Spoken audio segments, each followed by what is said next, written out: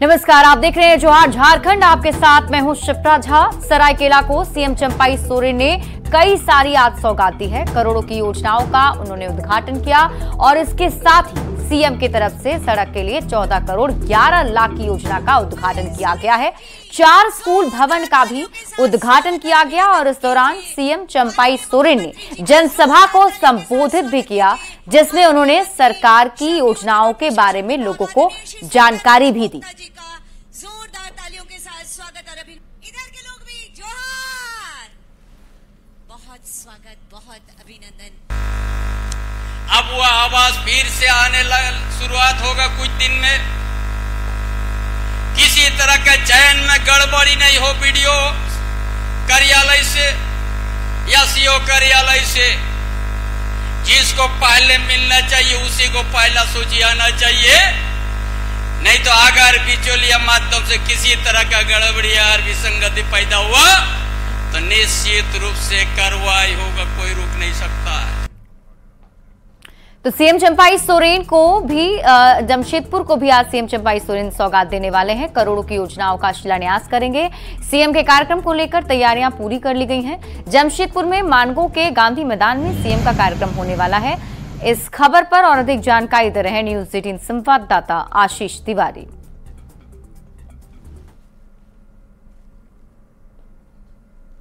CM sir के द्वारा और जो भी हमारे मंत्रीगण आ रहे हैं उनके द्वारा यहाँ लाभुकों को परिसंपत्ति वितरण और राज्य सरकार की जो भी योजनाएं हैं उनका शिलान्यास एवं उद्घाटन होगा।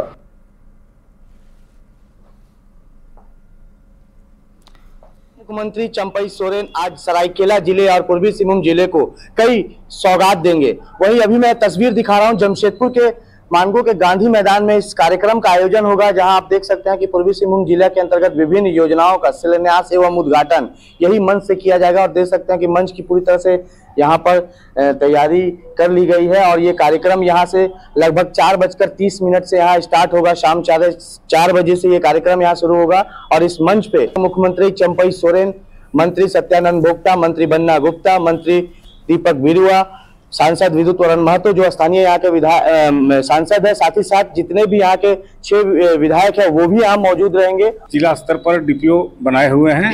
इसमें करोड़ों योजना का शिलान्यास होगा, उद्घाटन होगा और बहुत से लाभुकों के बीच उसका वितरण भी किया जाएगा। न्यूज 18 के लिए जमशेदपुर से आशीष कुमार तिवारी।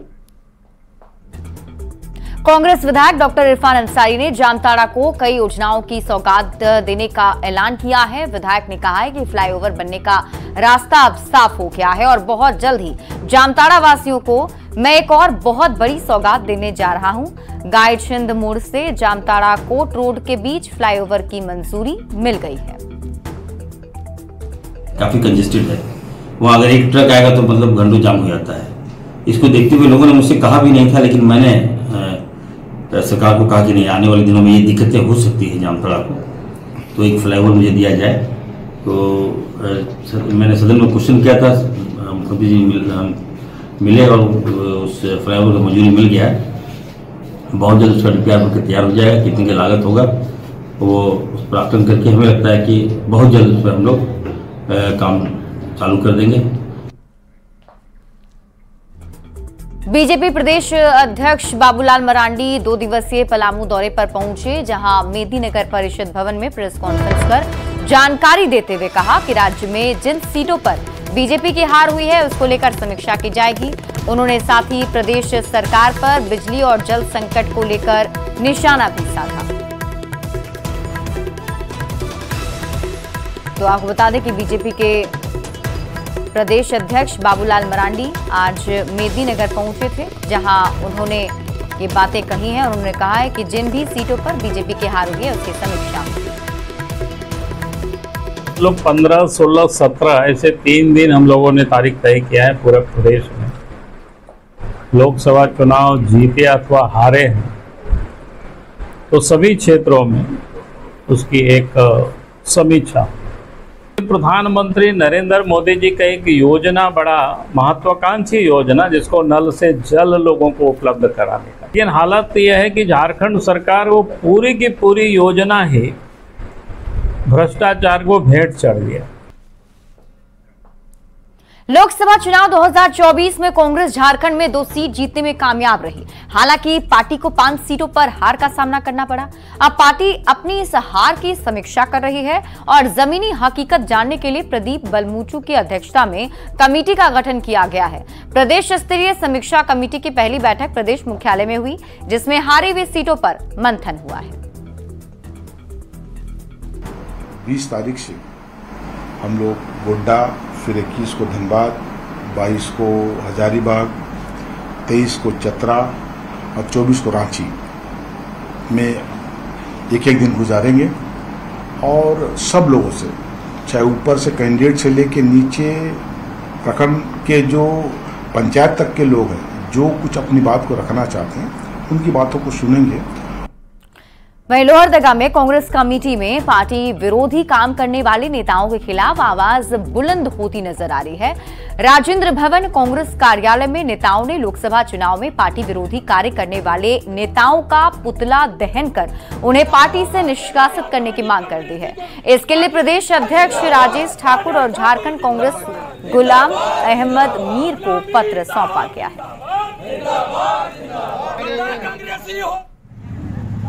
के द्वारा जो यह कांग्रेस मुख्यालय में कार्यक्रम रखा गया है, उसका मुख्य मुद्दा है कि लोकसभा चुनाव में कांग्रेस में रहकर ही कांग्रेसी लोगों ने कांग्रेस पार्टी के उम्मीदवार, इंडिया गठबंधन के उम्मीदवार को हराने का प्रयास किया। इसका सारा सबूत कांग्रेसी लोग के पास उपलब्ध है।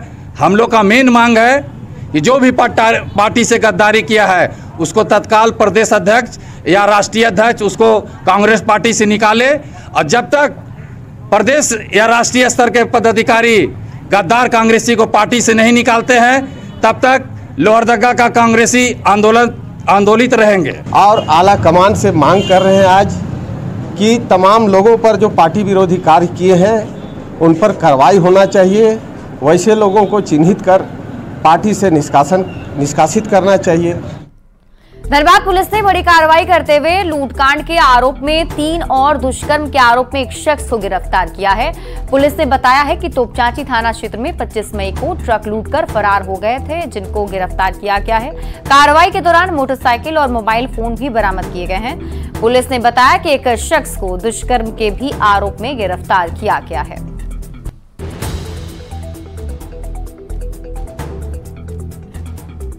अनुसंधान के क्रम में एक अज्ञात अपराधकर्मी आजाद हुसैन की गिरफ्तारी हुई, जो कि कतरास थाना क्षेत्र के सांडी का रहने वाला था। फिर उसी की निशानी पे उसके सुरक्षित बयान पे उसका 2 साथी, एक ओम सिंह और दूसरा मेराज अंसारी, दोनों भी कतरास और बरवा क्षेत्र रहने वाला है। इन तीनों की गिरफ्तारी हुई और गिरफ्तारी के पश्चात इन लोगों के पास से घटना के समय जो लूटा गया मोबाइल था और कुछ पैसा का बरामद हुआ। इसके अलावा घटना में जो प्रयुक्त बाइक था, उस बाइक की भी बरामदगी तोपचांची थाना प्रभारी और उनकी टीम के द्वारा की गई और अभी हम लोग तीनों को पकड़ के न्याय के साथ में भेज रहे हैं। पश्चिमी सिंहभूम के ऐतिहासिक पौड़ा हाट गांव में 3 दिवसीय रोजो मासंत मेला का आयोजन किया गया, जिसमें हजारों की संख्या में लोग शामिल हुए हैं। मेला में 3 दिन छऊ नृत्य का आयोजन होता है, जिसमें गांव के कलाकार ही छऊ नृत्य प्रस्तुत करते हैं। बता दें कि सिंहभूम में राजा अर्जुन सिंह के शासनकाल से इस गांव में रोजो मासंत मेला का आयोजन हर साल होता आ रहा है।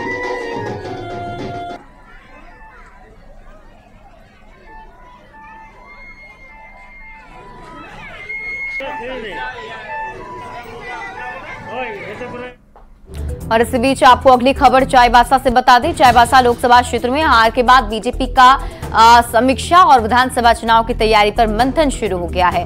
बीजेपी प्रदेश उपाध्यक्ष भानु प्रताप शाही और संगठन महामंत्री कर्मवीर सिंह चाईबासा पहुंचे। दोनों ने यहां पूर्व सांसद गीता कोड़ा, पूर्व मुख्यमंत्री मधु कोड़ा, जिला अध्यक्ष और अन्य नेताओं के साथ समीक्षा भी की। लोकसभा चुनाव में हार के कारणों की समीक्षा करते हुए आगामी विधानसभा चुनाव की तैयारी पर भी मंथन किया और विधानसभा चुनाव की तैयारी करने का आह्वान किया।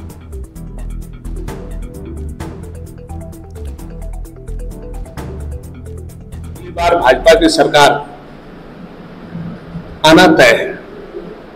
जो ताला लगा है 2019 में भाजपा के शासन के सत्ता में नहीं पहुंचने का दरवाजा बंद किया गया है, उसका अगर चाबी कहीं है उस ताले का, तो वो हमारा कोल्हान है। कोल्हान से वो चाबी को हम लोग खोजेंगे, निकालेंगे और सत्ता के जो ताला बंद किया गया है उसको खोल करके भाजपा के सत्ता पर काबिज हम लोग होने का काम करेंगे। सिंहभूम में भाजपा की हार पर आज जो यहाँ पर जिला कार्यालय में चाईबासा में समीक्षा बैठक हो रही है। कई घंटों से ये बैठक यहाँ पर चल रही है, जिसमें भाजपा के प्रदेश उपाध्यक्ष भानु प्रताप शाही और करमवीर सिंह संगठन महामंत्री दोनों के द्वारा विधानसभा वार प्रखंडवार यहाँ पर समीक्षा की जा रही है। और जैसे कि भाजपा के प्रदेश उपाध्यक्ष भानु प्रताप शाही ने कहा कि भाजपा राज्य में सरकार से दूर इसलिए है क्योंकि कोल्हान में भाजपा की पहले विधानसभा चुनाव में हार हुई है। तो पार्टी का विशेष फोकस है कि कोल्हान क्षेत्र में आगामी जो विधानसभा क्षेत्र है उसमें बेहतर परफॉर्मेंस किया जाए, जिसमें कि यहाँ भाजपा को अधिक से अधिक सीटों पर जीत मिले और सरकार में फिर से राज्य में भाजपा की सरकार की वापसी हो। और इस पर पार्टी द्वारा विशेष फोकस किया जा रहा है। कोल्हान पर पार्टी का विशेष फोकस है।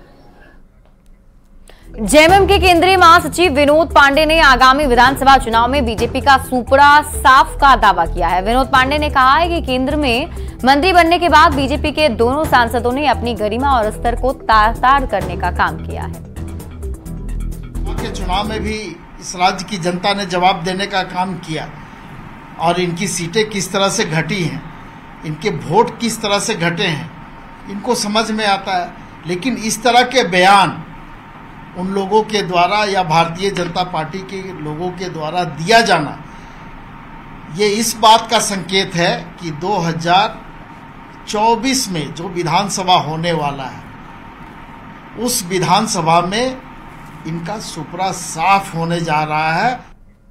बात हम रामगढ़ की करेंगे, जहां पारा लगातार 42 डिग्री के पार जा रहा है। चिलचिलाती धूप और लू की वजह से पतरातू लेक रिजॉर्ट में पर्यटकों का आना भी कम हो गया है, जिसकी वजह से नाविकों को काफी परेशानी का सामना भी करना पड़ रहा है।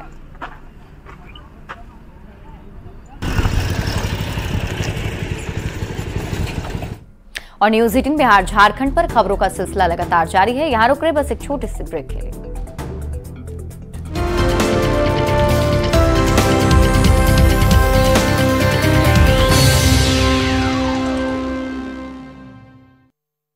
चलो